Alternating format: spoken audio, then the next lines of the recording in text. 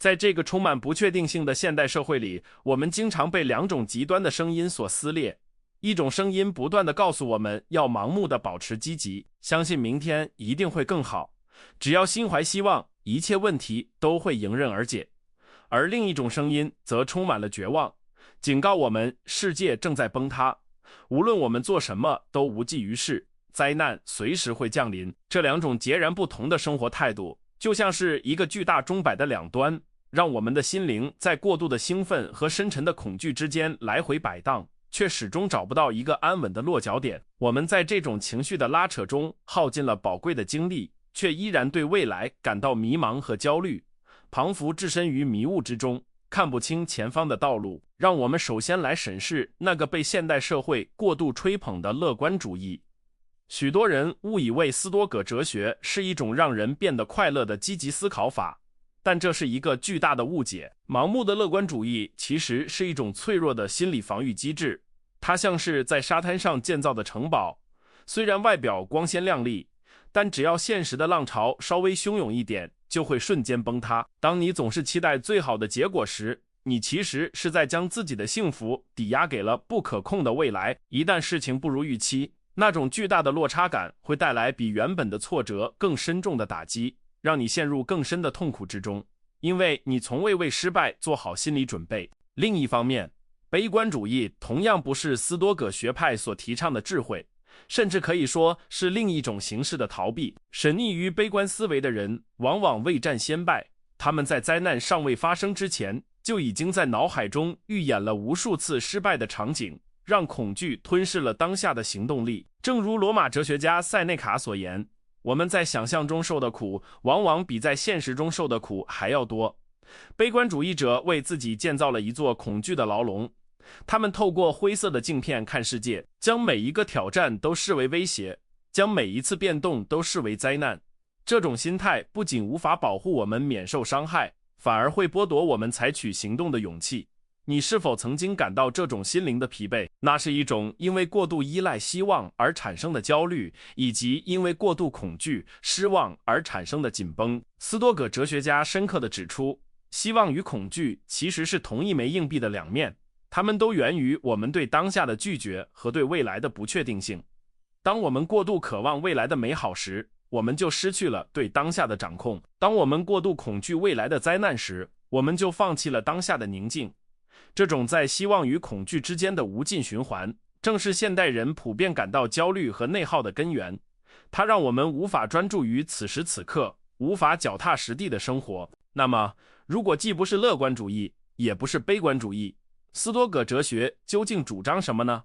答案是一种冷静、客观且充满力量的彻底现实主义。真正的斯多葛主义者不会试图给世界涂上粉红色的滤镜，也不会戴着灰色的眼镜去看待人生。他们追求的是看清事物的本来面目，不加修饰，不带偏见。就像一位精准的外科医生，在面对伤口时，既不会惊慌失措的悲观，也不会天真的认为伤口会自动愈合，而是冷静的评估状况，采取最正确的行动。这种看见真相的能力，才是我们在混乱世界中最强大的武器。这种看待世界的方式，在斯多葛哲学中被称为客观的表象。这意味着，当我们面对一件事情时，我们要剥离掉那些由社会灌输给我们的价值判断，剥离掉我们个人的情绪投射，只看事实本身。例如，当你失去工作时，乐观者会说这是一个新的开始，悲观者会说这是人生的终结，而斯多葛主义者只会说我现在没有工作了，这就是目前的事实。这种看似冷酷的描述，其实蕴含着巨大的自由，因为只有当我们停止对现实贴上好或坏的标签时，我们才能真正冷静下来，运用理性思考下一步该怎么做。斯多葛主义者并非对未来毫无准备，相反的，他们是最高明的战略家。他们之所以不乐观，是因为他们知道命运充满变数；他们之所以不悲观，是因为他们相信自己的应对能力。他们提倡防患于未然，这与焦虑性的悲观完全不同。焦虑是担心坏事发生而不知所措，而斯多葛式的准备是预想最坏的情况，并提前制定应对方案。这种思维方式让我们在风暴来临之前就穿好了救生衣，而不是在风暴中祈祷风平浪静。这是一种主动的掌控，而不是被动的承受，是强者的思维方式。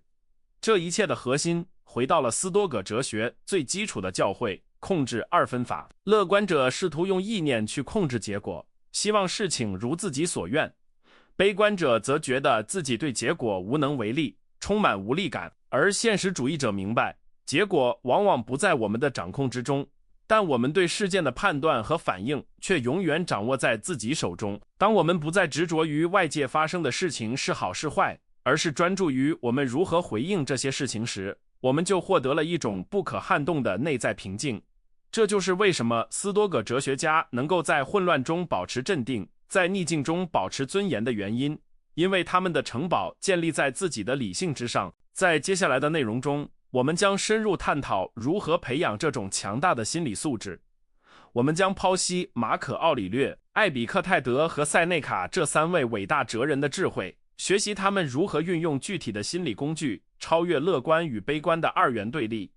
这不仅仅是一场哲学思辨，更是一套实用的生存指南。无论你正处于人生的巅峰还是低谷，这些工具都能帮助你找回内心的平衡，让你在面对命运的无常时，不再像随波逐流的浮萍，而是像屹立不摇的岩石，任凭海浪拍打，依然岿然不动。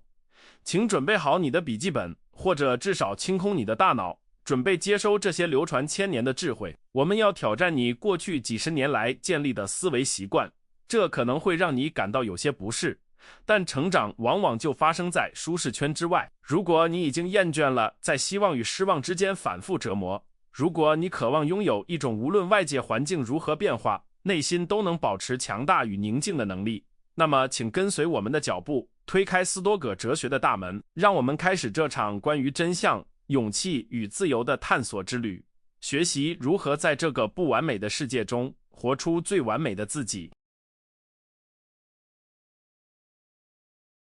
斯多葛哲学的核心秘密在于一个颠覆常识的认知：这个世界上发生的任何事件本身都是中性的，既没有所谓的好，也没有所谓的坏。这听起来可能有些违反直觉，因为我们习惯将升职加薪视为好事，将生病失业视为坏事。然而，斯多葛学派的艾比克泰德早在2000多年前就一语道破天机：困扰我们的不是事情本身，而是我们对事情的看法。这句话是摆脱乐观与悲观二元对立的金钥匙。乐观者和悲观者都犯了同一个错误，那就是他们都试图给客观事件贴上主观的情绪标签，而斯多葛主义者则学会了在事件与反应之间插入一个冷静的暂停键。让我们深入探讨这个机制。当一个事件发生时，比如你的车在上班途中抛锚了，这只是一个物理事实，引擎停止运转，车辆无法移动。悲观者会立刻在大脑中编织灾难故事：我真倒霉，今天全毁了，老板会杀了我。乐观者则会试图自我欺骗：这也许是好事，我可以积极休息一下。但斯多葛主义者会拒绝这两种叙事，他们只看见客观表象：车坏了，我需要打电话叫拖车，然后通知公司我会迟到。这种思维方式剥离了所有不必要的形容词和情绪渲染，将巨大的心理负担还原为一系列简单可执行的具体步骤，从而节省了巨大的精神能量。这种剥离情绪标签的能力并非天生具备，而是一种需要刻意练习的同意的纪律。我们的大脑就像一个喋喋不休的评论员，无时无刻不在对周遭的一切发表意见。斯多葛主义要求我们训练这位评论员闭嘴，或者至少不要轻易相信他的评论。当你的大脑告诉你这是一场灾难时，你必须反问：这真的是灾难吗？还是这只是一个需要解决的问题？通过这种反复的自我质问，我们不再是情绪的奴隶，而是自己心智的主人。我们不再需要乐观主义来安慰自己，因为我们已经具备了直面赤裸现实的勇气。有了这种冷静的判断力作为基础，斯多葛主义者进一步引入了他们最强大的心理防御武器：预先默想邪恶。这听起来像是悲观主义者的专利，但两者有着本质的区别。悲观主义是一种被动的恐惧，是对未来的无效担忧，而预先默想是一种主动的战略演习，就像是消防演习一样。塞内卡曾教导我们，意料之外的打击最为沉重，预先看见灾难的来临，能减轻它的冲击力。斯多葛主义者会在每天早晨花几分钟时间，想象这一天可能会发生的最坏情况，计划失败、朋友背叛、财产损失，甚至是死亡。这看似是一种自虐，实则是一种极高明的心理疫苗接种。当你在脑海中冷静地预演了最坏的情况，并想好了应对方案后，你就对恐惧产生了免疫力。乐观主义者总是期待事情顺利，因此当意外发生时，他们会感到震惊和受伤，而斯多葛主义者早已在脑海中与灾难共处过。当现实中的困难真正来临时，他们反而会觉得这比我想象的要轻微得多。这种心理反差让斯多葛主义者在逆境中展现出惊人的韧性，他们不需要盲目相信一切都会好起来，因为他们知道即使一切都很糟，我也能应对。这种思维方式彻底摧毁了焦虑的根基。焦虑往往源于对未知的不确定感，我们害怕那些我们无法看清的东西。通过预先默想，我们将模糊的恐惧具象化，变成了清晰的战术问题。你会发现，大多数我们恐惧的事情其实并不足以致命。失去工作固然可怕，但预演过后，你会发现你还有手脚，还有大脑，还能重新开始。这种底气不是来自于对外界环境的乐观预测，而是来自于对内在力量的深刻信任。你不再依赖运气，你依赖的是你自己的反脆弱性。除了预演坏事，斯多葛主义者还使用另一个强大的工具来对抗失望，那就是有保留条款。这是斯多葛行动哲学的精髓。当一个乐观者设定目标时，他会说，我一定会成功。这是一种危险的傲慢，因为结果并不完全由他掌控。斯多葛主义者会说，我将尽全力去达成目标，如果命运允许的话。这短短的后半句，如果命运允许，并不是消极的推脱，而是对宇宙客观规律的尊重。它提醒我们，我们的努力只是成事的必要条件，而非充分条件，还有无数的外部变数在运作。这种有保留的态度，让斯多葛主义者在行动上全力以赴，在结果上却能淡然处之。就像一个射箭手，他能控制的只有拉弓、瞄准和释放的动作。一旦箭离弦而出，风向、重力、目标的移动就不再受他控制。如果箭射中了，他不会欣喜若狂；如果射偏了，他也不会沮丧崩溃。他只会分析原因，调整姿势，准备下一箭。这就是为什么斯多葛哲学不提倡乐观或悲观，因为这两种情绪都将焦点放在了箭是否射中结果上，而忽略了射箭姿势是否标准。在现代生活中，这种思维模式的应用价值不可估量。想象一下，你在筹备一个重要的商业项目，乐观主义会让你忽视潜在的风险，盲目扩张；悲观主义会让你畏首畏尾，错失良机。而斯多葛式的现实主义会让你制定详尽的计划，同时在计划书中列出所有可能的失败点，并为每一个失败点准备备用方案。你在心态上接受了失败的可能性，在行动上却在极力避免失败。这种矛盾的统一正是斯多葛强者的特质，心如止水，行如疾风。我们必须明白，希望与恐惧其实是一种依赖关系。当你依赖希望作为前进的动力时，一旦希望破灭，你的动力也会随之枯竭。斯多葛主义者不依赖希望，他们依赖的是责任和理性。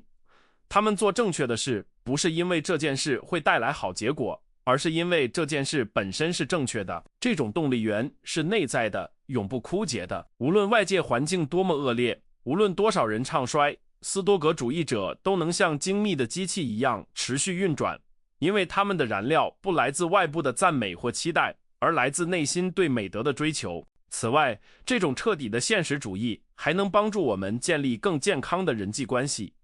乐观主义者往往对他人抱有不切实际的期待，认为每个人都是善良、诚实的，因此容易遭遇背叛和失望。悲观主义者则怀疑一切，封闭自己。斯多葛主义者如马可·奥里略在《审思录》中所写，每天早晨都会提醒自己，今天我会遇到傲慢的人、忘恩负义的人、奸诈的人。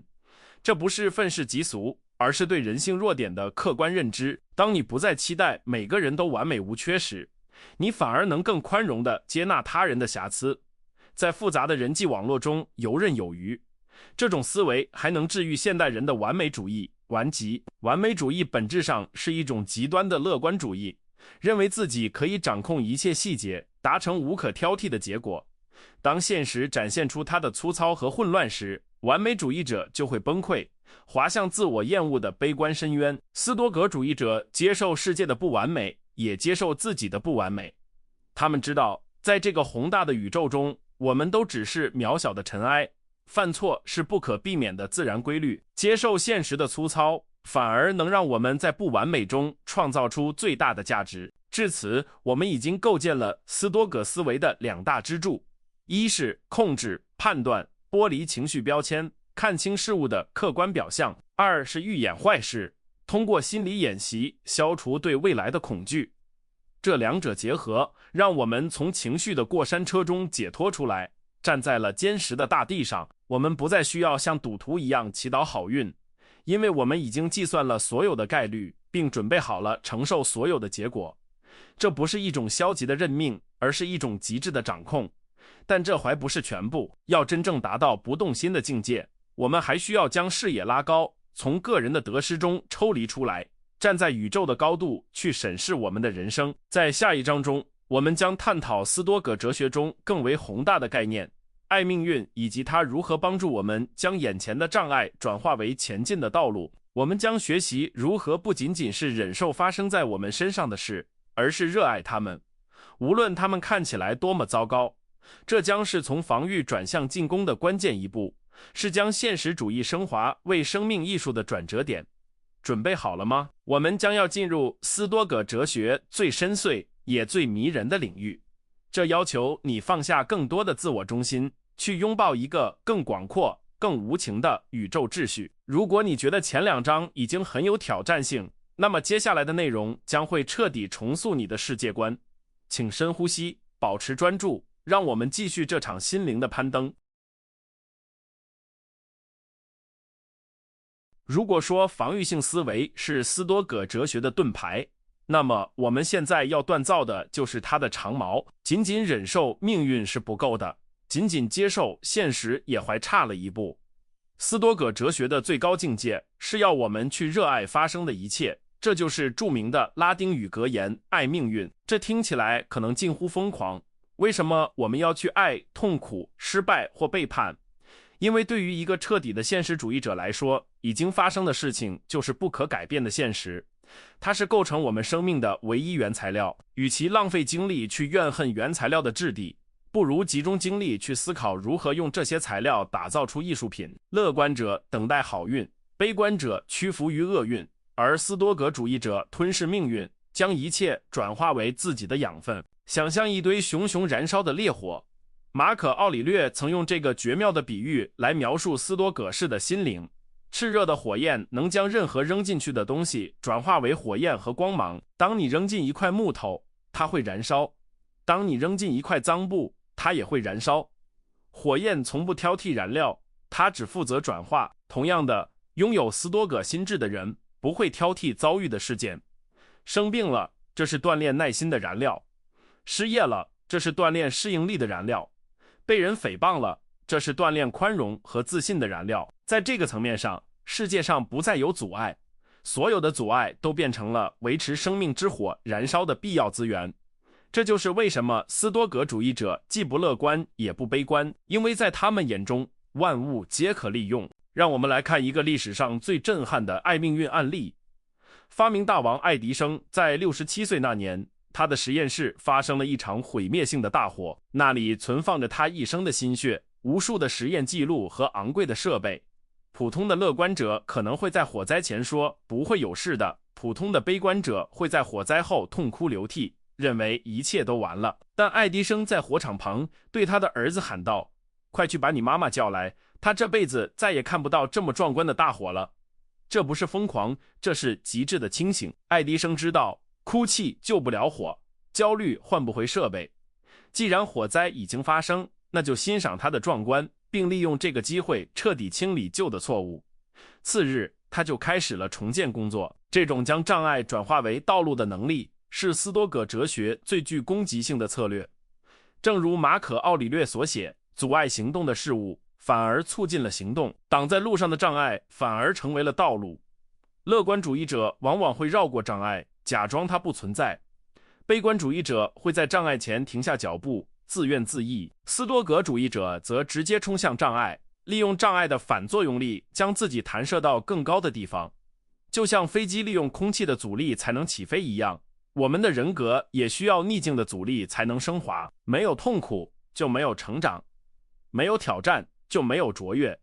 这不是鸡汤，这是物理学，也是心理学。在现代职场中，这种思维模式的转变具有巨大的威力。当你的项目被客户无理否决时，不要陷入客户是白痴、愤怒、悲观或下一次一定会过盲目乐观的情绪中。试着运用斯多葛的转化术，这个否决暴露了我方案中的哪些盲点，它如何迫使我提升沟通技巧。那一刻，客户的拒绝就不再是一个打击，而是一次免费的顾问服务。你不需要喜欢这个客户，但你可以热爱这个被拒绝的事实带给你的成长机会。这就是将被动的受害者心态转化为主动的学习者心态。你不再是环境的奴隶，你是利用环境的大师。同样的逻辑也适用于人际关系和情感的创伤。当一段感情结束时，悲观者感到被抛弃，乐观者幻想复合，斯多葛主义者则会拥抱这份孤独。他们会意识到，这份痛苦正是重建自我依赖的绝佳契机。他们会利用这段时间去阅读、去健身、去修复与自己的关系。他们不会说我失去了另一半，而会说我找回了完整的自己。这种视角的转换并不需要改变外部事实，分手却彻底改变了内部体验，从崩溃到重生。这正是艾比克泰德所说的，人不是被事物本身困扰，而是被对事物的判断困扰。改变判断，你就改变了世界。这是一种被现代心理学称为认知重构的技术，但在2000年前，斯多葛哲学家就已经将其运用得炉火纯青。这不是一种 RQ 精神式的自我安慰，而是一种冷酷的效能计算。因为沈溺于悲观情绪是极度低效的，它浪费时间、消耗体力且于事无补。而盲目的乐观则容易导致松懈和准备不足。只有这种转化障碍的现实主义才是最高效的生存策略。它让我们在任何情况下，无论是顺境还是逆境，都能保持行动力。正如一只精密的瑞士手表，无论你将它放在高山还是深海，它都只做一件事，准确的走时。要实践这种哲学，我们需要培养一种反脆弱的特质。纳西姆·塔勒布提出的反脆弱概念与斯多葛哲学不谋而合。脆弱的事物喜欢安稳，像玻璃杯一样，一摔就碎；强韧的事物能抵抗压力，像石头一样。但反脆弱的事物能从混乱和压力中获益，像我们的免疫系统。斯多葛主义者不追求岁月静好，那是乐观主义者的幻想。他们主动将自己暴露在适度的压力和挑战中，因为他们知道，只有在风暴中，水手才能学会真正的航海术。他们不害怕黑天鹅事件，因为他们早就准备好了将黑天鹅变成晚餐。这种心态还能帮助我们消除现代人普遍存在的受害者情节。当我们抱怨交通拥堵、抱怨天气恶劣、抱怨经济不景气时，我们其实是在扮演受害者，暗示外界环境对我们的幸福负有责任。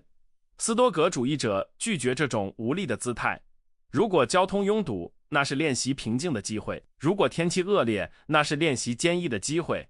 通过将每一个不得不做的事情转化为我有机会去锻炼某种美德的时刻，我们就夺回了生活的主导权。你不再是被动的等待生活变好，你是在主动的利用生活的坏来让自己变强。当然，这并不容易，这需要我们时刻保持高度的自我觉察，在情绪爆发的那一毫秒按下暂停键。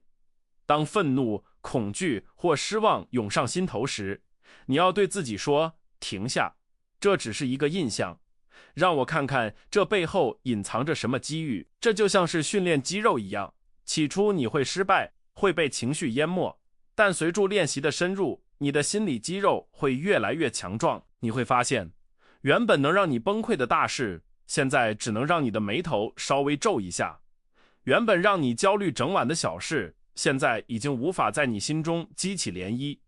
这就是心灵的自由。我们还必须警惕一种伪装的乐观主义，那就是这也是为了最好的结果。斯多葛主义者不相信宇宙是为了人类的幸福而设计的，他们不相信有什么神秘力量在背后安排好了一切。他们相信因果，相信自然律，但不相信拟人化的天意。当他们说爱命运时，不是因为命运对他们好，而是因为这是唯一的命运。就像你爱你的父母，不是因为他们完美，而是因为他们是你的父母。这种爱是无条件的接纳，是不带幻想的拥抱。只有当你放弃了世界应该如何的幻想，你才能真正爱上世界原本的样子。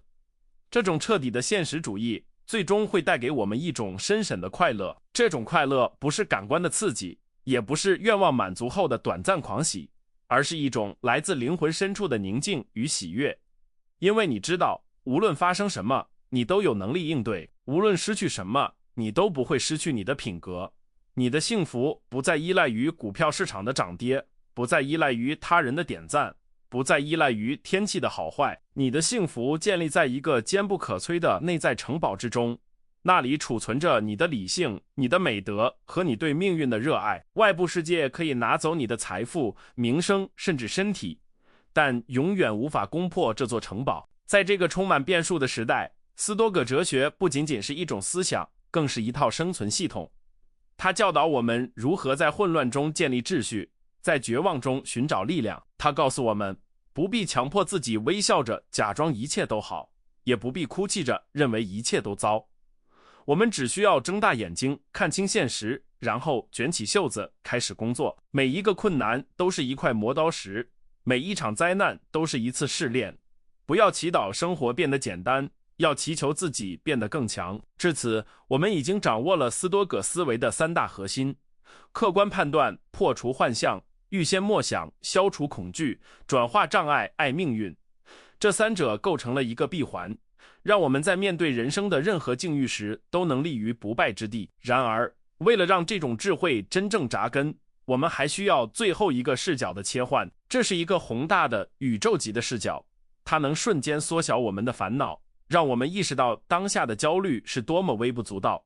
在最后的章节中，我们将带你进行一次高空俯视。我们将借用斯多葛哲学家的眼睛，从宇宙的边缘回望地球，审视时间的长河。我们将探讨死亡这个终极话题，并总结出一套每天早晚都可以执行的具体行动清单。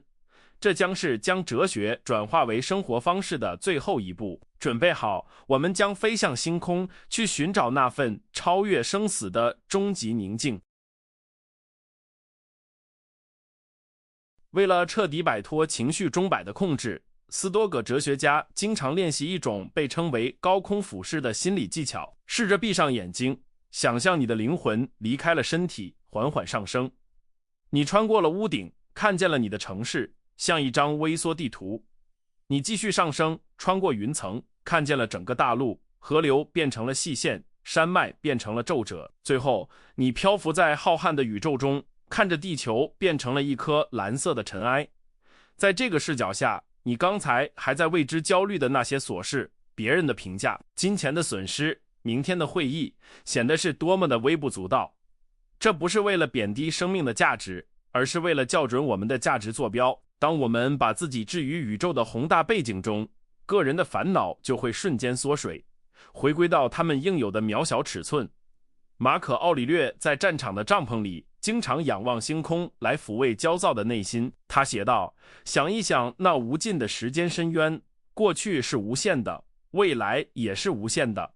我们短暂的一生夹在中间，不过是一次呼吸的瞬间。在这种巨大的时间尺度面前，乐观或悲观都没有意义，唯一有意义的是当下。如果你意识到自己只是宇宙戏剧中一个短暂过场的演员，你就不会再执着于剧本是否如你所愿，而是专注于如何演好这几分钟的戏份。这种宇宙视角赋予了我们一种超然的宁静，让我们能够笑看风云，不再被眼前的得失所绑架。紧接住宇宙视角，斯多葛哲学抛出了最震撼人心的概念，以此提醒你终将一死。对于现代人来说，死亡是一个禁忌话题，我们用尽一切娱乐手段来转移注意力，假装自己会永远活下去。乐观主义者告诉我们还有时间，这其实是最危险的谎言。斯多葛主义者每天都在提醒自己，死亡不是遥远的终点，而是此刻正在发生的过程。每一秒钟的流逝都是生命的一部分在死去。这不是病态的恐惧，而是为了激发生命的急迫感。当你知道生命的额度有限且随时可能归零时，你就不会再把时间浪费在无谓的焦虑、抱怨或等待上。死亡是最好的过滤器，它能帮我们筛选出什么才是真正重要的。当你面对死亡时，你会在乎邻居买了新车吗？你会在乎网上陌生人的恶评吗？不会。你会在乎你是否爱过，是否正直地活过，是否留下了价值。正如塞内卡所说，大多数人在临死时才发现自己从未真正活过，因为他们一直活在对未来的期待或恐惧中，却忘了品尝当下的滋味。通过直面死亡，斯多葛主义者学会了热爱生命，他们把每一天都当作最后一天来过，这不是放纵，而是极致的珍惜。这种心态让他们在与家人共进晚餐时全神贯注，在工作时全力以赴，因为这可能是最后一次机会。所以，斯多葛式的现实主义既不是盲目的乐观，认为自己还有无数个明天，也不是绝望的悲观，认为活着没意思，而是一种清醒的活在当下。他们知道时间稀缺，所以极度吝啬，不愿将一分一秒浪费在负面情绪上。他们知道不可控的变数太多，所以极度专注，只抓紧自己能控制的行动。这种由死亡驱动的生命力是世界上最强大的能量，它让你不再拖延，不再犹豫，不再等待完美的时机，因为现在就是你拥有的唯一时机。现在，让我们将所有的哲学概念整合成一套可执行的斯多葛日常操作系统。早晨醒来，不要急着看手机，花几分钟进行预先默想，告诉自己，今天我可能会遇到困难、挫折和无理的人。这不是为了让自己心情变差，而是为了穿上心理盔甲。接着，设定今天的意图，不是我要得到什么，而是我要展现什么美德。无论今天发生什么，我都要保持耐心、公正和勇气。这样，你就把主动权牢牢抓在了自己手里。白天，当你感到压力或焦虑袭来时，立刻启动控制2分法的程序，在心里画一条线，问自己，这件事在我的控制范围内吗？如果是天气、股市或别人的想法，立刻告诉自己，这与我无关，并将注意力收回到你的回应上。如果是你的态度、你的努力、你的语言，那就全力以赴。这个简单的思维分类动作能瞬间斩断90%的无效焦虑。记住，你的能量很宝贵，不要浪费在试图推动不可撼动的墙壁上，要把力气花在攀登你能征服的山峰上。晚上，在入睡前进行斯多葛反思，像一位公正的法官一样审视自己的一天。我今天在哪里失去了冷静？在哪里屈服于贪婪或恐惧？我哪里做得好？明天如何能做得更好？这不是为了自我批判和内疚，而是为了自我修正。如果不进行复盘，经验就只是经历，无法转化为智慧。通过这种日复一日的微调，你会发现自己的内心越来越强大，原本容易被激怒的脾气变得温和，原本脆弱的神经变得坚韧。这就是哲学的实践，不是空谈，而是灵魂的健身房。这种生活方式可能听起来很辛苦，因为它要求我们时刻保持警觉，对抗本能的惰性和情绪化。是的，成为一个斯多葛主义者并不容易，做一个随波逐流的乐观者或怨天尤人的悲观者要轻松得多。但正如斯宾诺莎所说，一切高贵的事物都像它稀少一样是艰难的。选择这条路意味着你选择了不再做情绪的奴隶，不再做环境的受害者，你选择了成为自己灵魂的船长，在惊涛骇浪中握紧舵轮，目光坚定地驶向你认定的方向。你不再需要外界的掌声来证明自己的价值，因为你知道价值来自于内心的美德。你不再需要好运气来确保幸福，因为你已经具备了转化厄运的能力。你变成了一个反脆弱的人，世界的混乱只会让你更加强大。这就是斯多葛哲学给我们的终极承诺，一种不可剥夺的自由，一种无法被撼动的安宁。在这个充满噪音和焦虑的时代，这难道不是我们最需要的奢侈品吗？最后，我想请你重新审视一下那个钟摆的比喻。我们不是要让钟摆停在快乐的一端，那是不可能的，也是违反自然规律的。我们是要让自己成为钟摆的轴心，无论钟摆摆向快乐还是痛苦，摆向成功还是失败，轴心始终保持稳定，不动如山。这就是你应有的状态。不要追求永远的晴天，要学会在雨中跳舞；不要祈祷没有风浪，要练就一身好的航海术。斯多葛主义不是一门关于知识的学问，而是一门关于行动的艺术。读完这篇文章，听完这些道理，如果你不采取行动，一切都将归零。从今天开始，试着用客观表象描述一件烦心事，试着在出门前预演一个小麻烦，试着在遇到挫折时说一声，这正是锻炼我的机会。哲学不是写在书本里的文字，而是刻在你骨子里的习惯。在这个充满不确定性的世界里，没有人能保证你的未来会一帆风顺。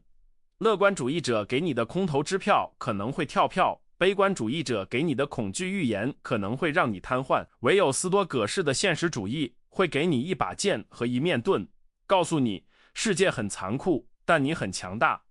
这才是对一个人最大的尊重。请记住，我们无法选择我们的际遇，正如演员无法选择剧本，但我们可以选择如何演好这个角色。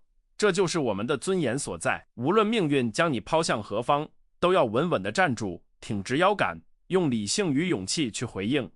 这就是斯多葛之道。如果你觉得这篇文章对你有启发，如果你愿意加入这个追求智慧与强韧的少数派行列，请不要吝啬你的点赞和分享。这不仅是对我的支持，更是对你自己的一种确认。在评论区写下"我爱命运"，向宇宙宣告你的决心。订阅我们的频道，让我们在追寻真理的道路上不再孤单。下期影片，我们将继续深入探讨如何驯服更具体的情绪野兽。感谢你的专注与陪伴，我们下次见。